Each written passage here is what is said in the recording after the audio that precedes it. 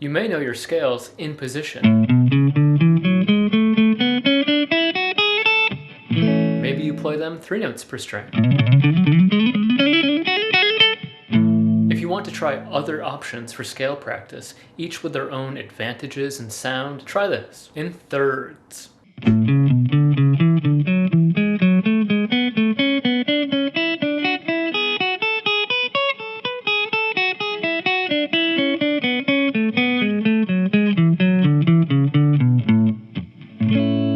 One advantage of playing in thirds would be breaking out of linear playing, up the scale, down the scale. Most importantly, chords are built in thirds, otherwise known as tertian harmony. Nerd alert! See the relationship between the root and the third, either a minor third or a major third. Observe how 3 half steps is a minor third and 4 half steps is a major third. These are also great for double stops.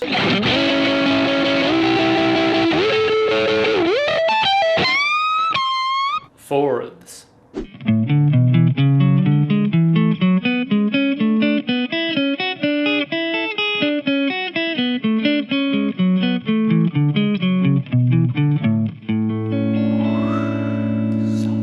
Also good for double stops.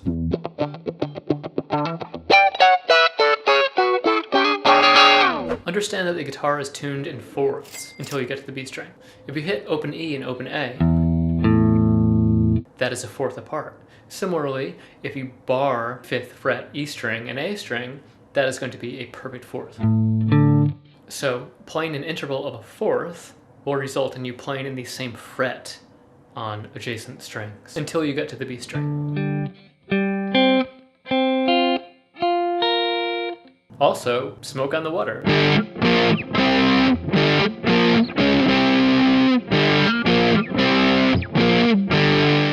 Fifths.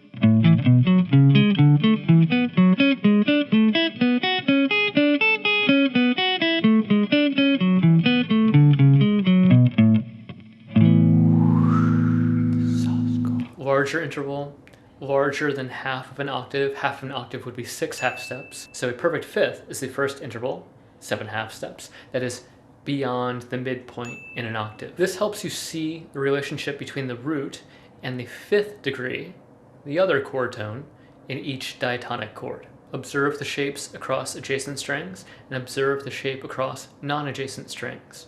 And of course, once you cross that B string threshold, it changes again. Thank you very much, whoever thought this up. 4, 3, 4, 4, 4. Hey, that's pretty good. The Dave Matthews song Crash Into Me relies on this heavily.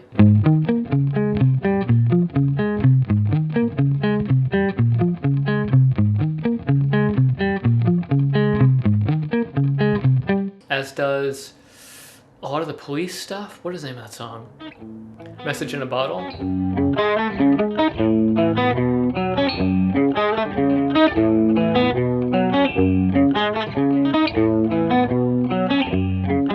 Similar. You might refer to those as stacked fifths. It's really a power chord with tension 9 on it. Very cool sound.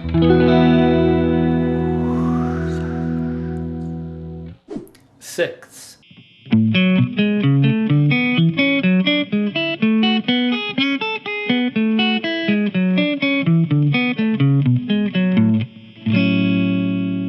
So sixths are perhaps a more common interval when playing fills. If you think country music or blues, Stormy Monday.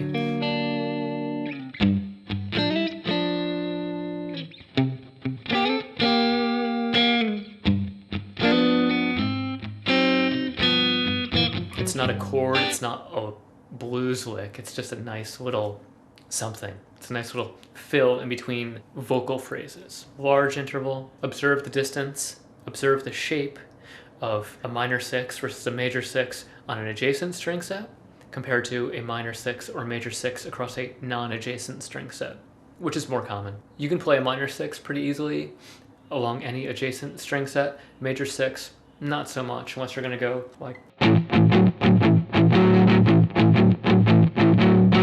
That's a bit of a stretch for most people, but that's common enough. Sevenths.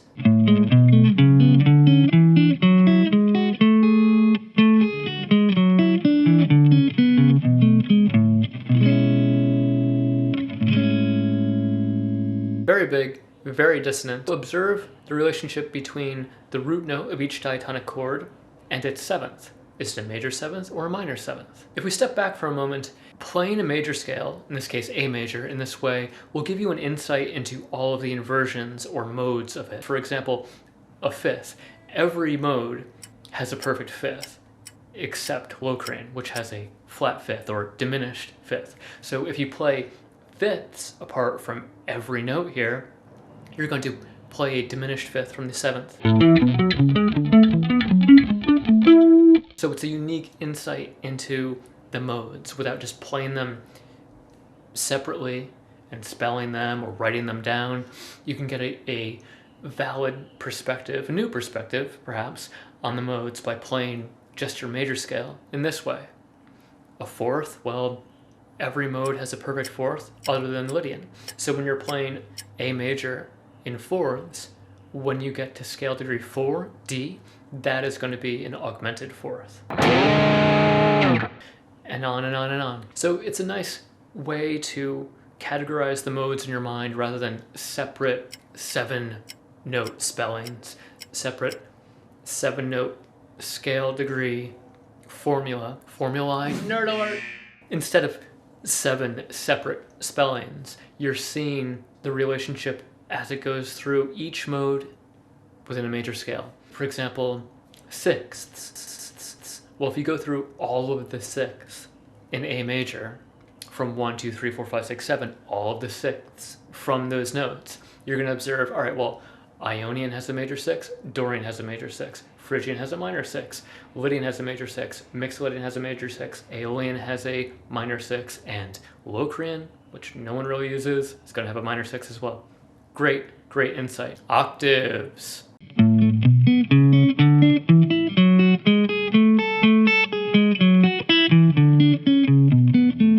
This is fantastic. This is a great exercise. The octave shapes, in all their variations and configurations, is, in my opinion, must-know information. These are must-know shapes. A student asked me recently, well, what do you think is like the most important shape on the guitar?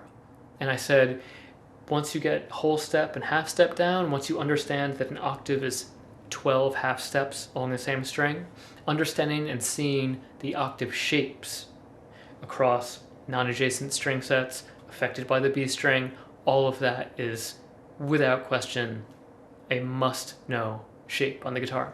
Not easy to memorize.